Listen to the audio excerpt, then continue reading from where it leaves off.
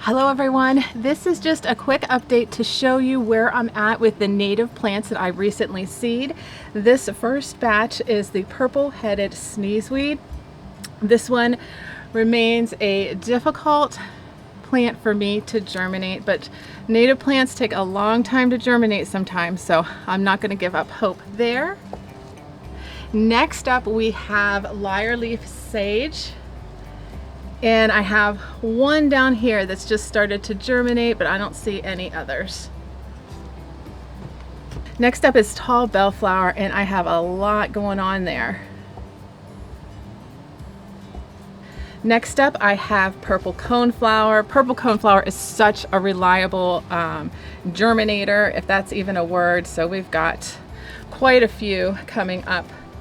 Next up is a grass, and this is favorite of mine, and this is SIDEOATS GRAMA, and I have a lot of seeds coming up there. And what I did is, if you remember, I sowed these guys in little clumps so that I could plant them as a clump. Next up is PRAIRIE DROPSEED, and it looks like I have one little sprout like right there, and there might be something there, although I think that might be algae. I don't know. Then I have MARSH St. John's wort. Still no luck with the MARSH St. John's wort.